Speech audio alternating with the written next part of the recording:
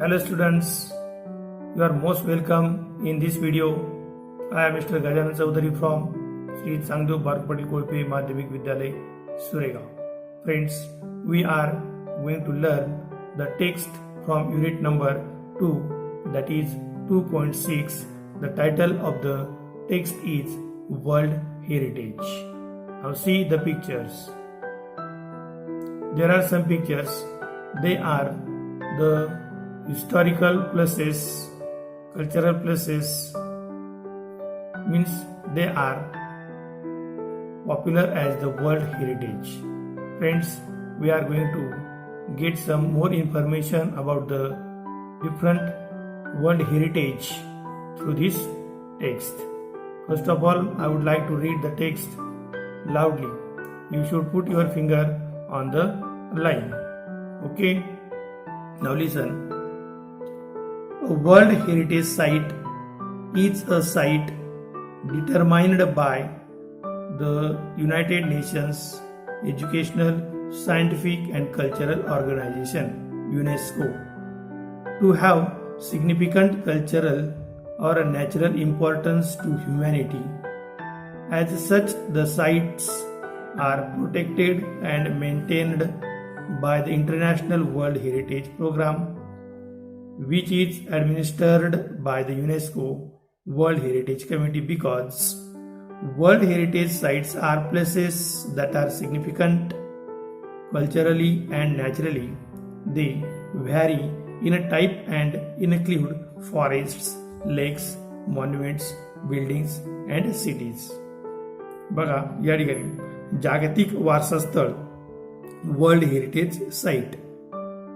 तर जागतिक वारसा स्थळ हे मानव जातीच्या दृष्टिकोनातून सांस्कृतिक तसेच नैसर्गिक दृष्ट्या विशेष महत्त्व असणारे UNESCO stands for United Nations Educational, Scientific and Cultural Organization, त्याद्वारे निर्धारित केलेले एक स्थळ आहे. म्हणजे युनेस्कोने निश्चित केलेलं, निर्धारित केलेलं एक स्थळ आहे. त्यामुळे अशी स्थळे संरक्षित म्हणजे प्रोटेक्शन त्यांना मिळणं गरजेचं आहे. तर असे स्थळ संरक्षित केलेले असतात आणि आंतरराष्ट्रीय जागतिक वारसा कार्यक्रमाच्या अंतर्गत, म्हणजे त्याला आपण इंटरनॅशनल वर्ल्ड हेरिटेज प्रोग्राम असे म्हणतोया. तर युनेस्कोच्या या जागतिक वारसा समितीतर्फे वर्ल्ड हेरिटेज कमिटी, जागतिक वारसा समिती यांच्या देखरेखीखाली ते काम केलं जाते. तसेच कल्चर सांस्कृतिक नैसर्गिक दृष्टिकोनातून लक्षणीय असणाऱ्या ठिकाणांचा जागतिक वारसा स्थळामध्ये समावेश होत असल्या कारणामुळे त्यांच्या प्रकारामध्ये आपल्याला विविधता आढळून येत आहेत. म्हणून यामध्ये फॉरेस्ट म्हणजे आपण जंगल किंवा अरण्य म्हणूया, लेक्स म्हणजे सरोवरे, मॉन्युमेंट्स स्मारके, त्याचप्रमाणे जे काही बिल्डिंग्स इमारती असतील आणि इतर सिटीज, इतर शहरांचाही समावेश त्या जागतिक वारसा असणाऱ्या या स्थळामध्ये वा ज्याला आपण वर्ल्ड हेरिटेज म्हणतोया तिथे केला जातोय. Next paragraph. World heritage sites can also be combination of both cultural and natural areas. For example, Mount Hongshan in China is a site with significance to human culture because it played a role in historical Chinese art and literature. The mountain is also significant because of its physical landscape characteristics. म्हणजे या ठिकाणी आपण असं म्हणूया, जागतिक वारसा स्थळांमध्ये world heritage साइट्समध्ये combination मिलाप, संयोग, both cultural and natural areas म्हणजे सांस्कृतिक आणि नैसर्गिक अशा दोनही गोष्टींचा समावेश, संयोग असणारं हे जागतिक वारसा स्थळ असू शकतं. त्याचे उत्तम उदाहरण या ठिकाणी दिलेले आहेत. माउंट हॉंगशॉन कुठलं, इन चायना, चायनामध्ये असणारं माउंट हॉंगशॉन हे ठिकाण सांस्कृतिक दृष्ट्या अत्यंत महत्वाचं आहे.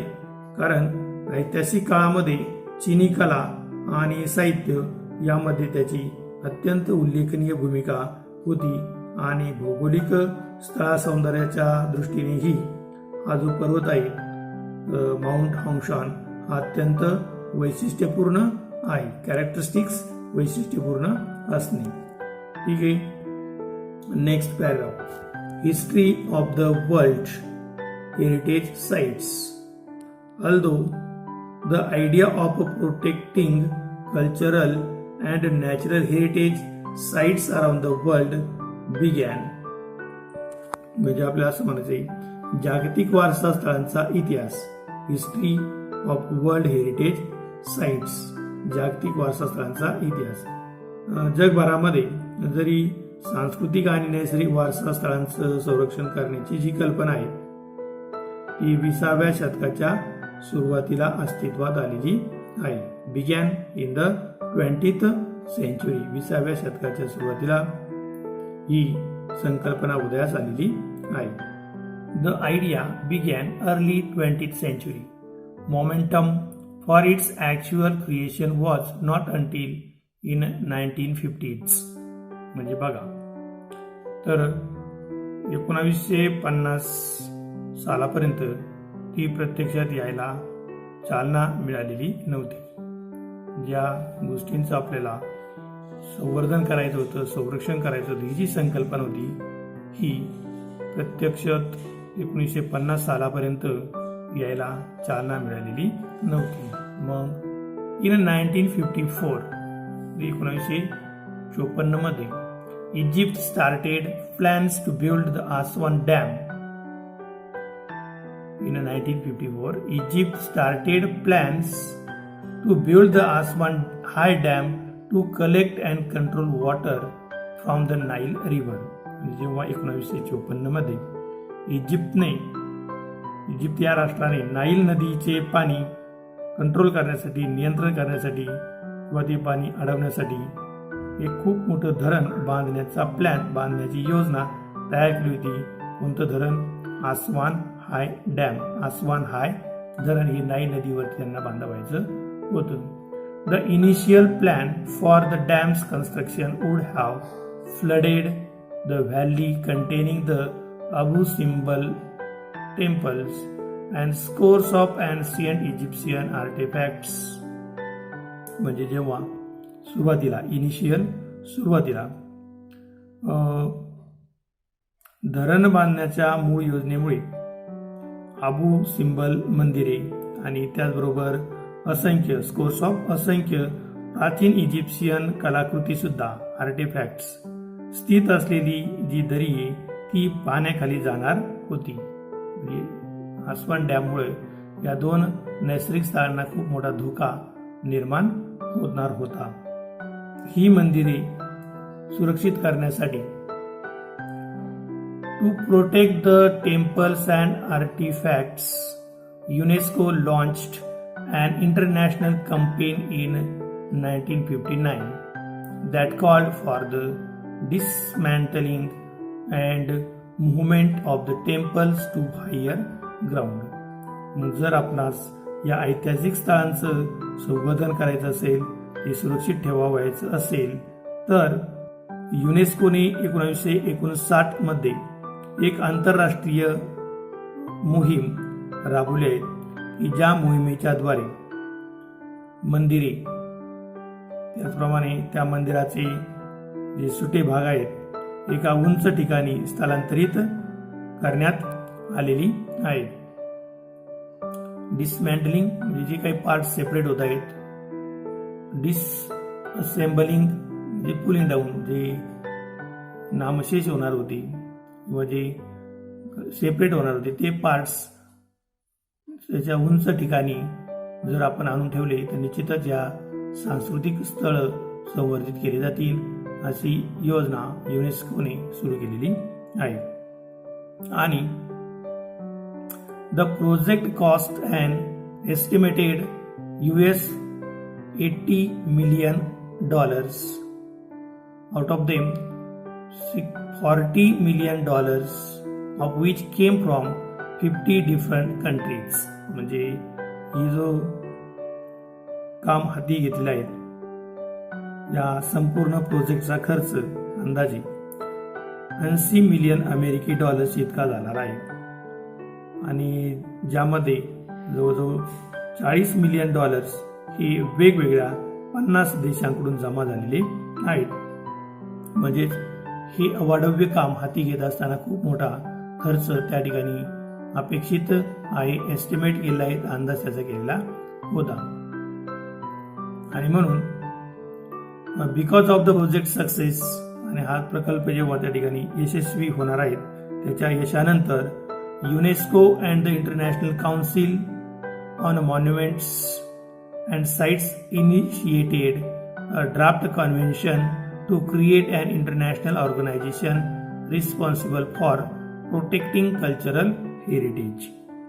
मग या प्रकल्पाचं जेव्हा यश समोर दिसत आहे तेव्हा युनेस्कोने आणि आंतरराष्ट्रीय स्मारके व स्थळ जी परिषद आहेत international council of monuments and sites यांनी सांस्कृतिक वारसा स्थळांचे संरक्षण करण्याची जबाबदारी संपूर्णपणे ती जबाबदारी घेण्यासाठी एक आंतरराष्ट्रीय संस्था निर्माण करण्यासंबंधीचा ड्राफ्ट कच्चा मसुदा तयार केलेला आहे.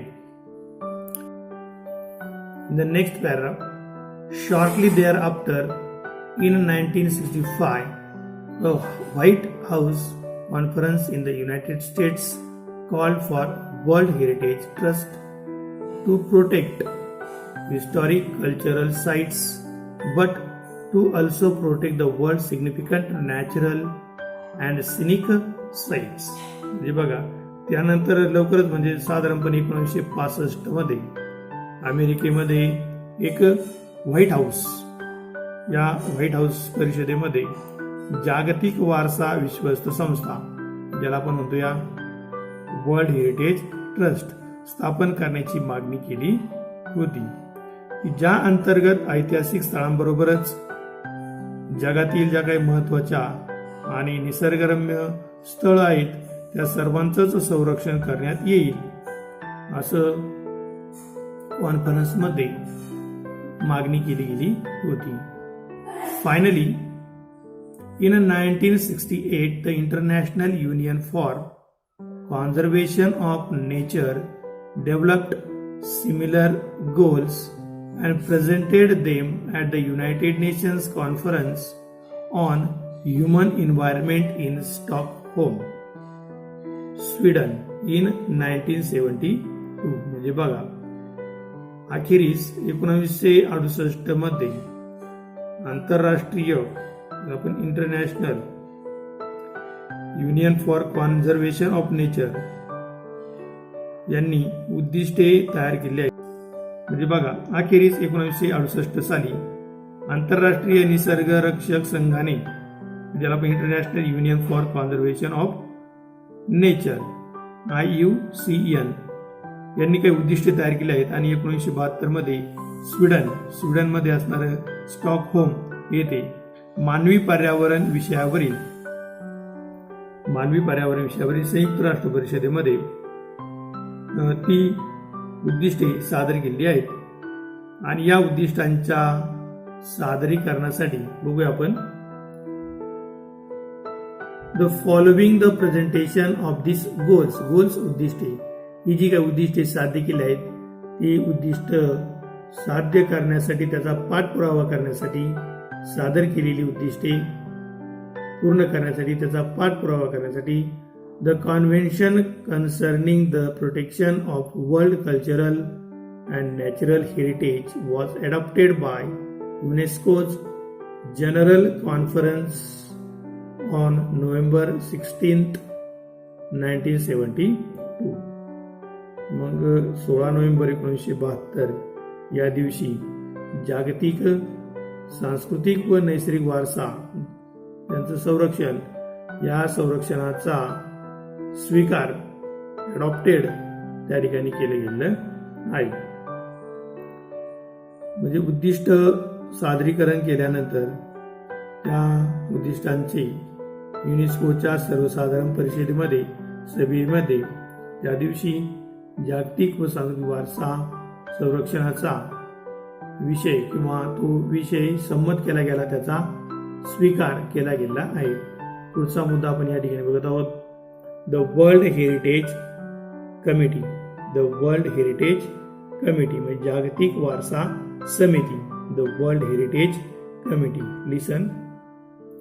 Today, the World Heritage Committee is the main group responsible for establishing which sites will be listed as a UNESCO World Heritage Site. बघा या ठिकाणी आपण आज देखील बघतोय युनेस्कोच्या जागतिक वारसा स्थळांच्या यादीमध्ये कोणकोणत्या ठिकाणांचा समावेश केला पाहिजे, केला जावा याचे प्रमुख अधिकार या जागतिक वारसा समितीकडे आहेत. वर्ल्ड हेरिटेज कमिटीकडे म्हणजे कोणत्या ठिकाणांचा समावेश जागतिक वारसा मध्ये करावायचा याची संपूर्ण जबाबदारी या समितीकडे नेमलेली आहे.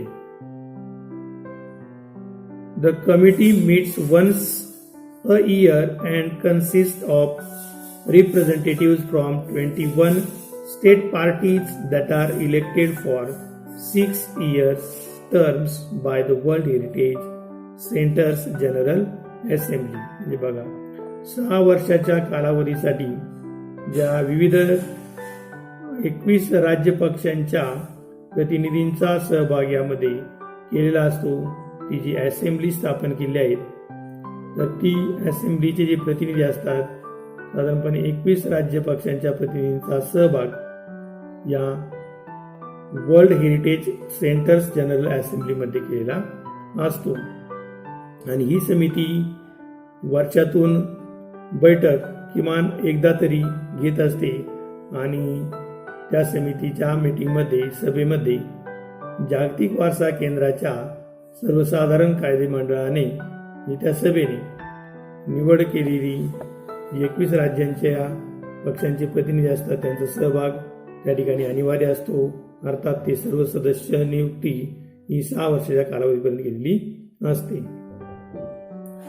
The state parties are then responsible for identifying and nominating new sites with their territory to the considered for inclusion on the World Heritage list.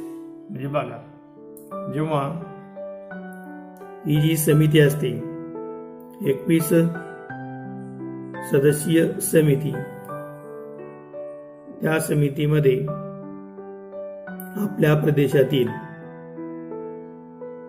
आपल्या प्रदेशातील नवीन स्थळे शोधून त्यांचा या जागतिक वारसा यादीमध्ये समाविष्ट करण्यासाठीचा विचार केला जावा. यासाठीचं नामांकन, नॉमिनेशन ज्याला म्हणतोय नामनिर्देशन करण्याची जबाबदारी ही साधारणपणे या संपूर्ण राज्य पक्षांची असते. जर एखाद्या स्थळाचा उल्लेख जागतिक वारसा असणाऱ्या स्थळामध्ये व्हावयाचा असेल तर तेथील त्या प्रदेशातील प्रतिनिधींनी तसा अहवाल या समितीकडे जर सादर केला तर निश्चितच त्या स्थळांचाही समावेश जागतिक वारसामध्ये होऊ शकतो. ठीक आहे, बाकीचा भाग आपण पुढील व्हिडिओमध्ये बघणार आहोत. Okay, thank you for watching this video.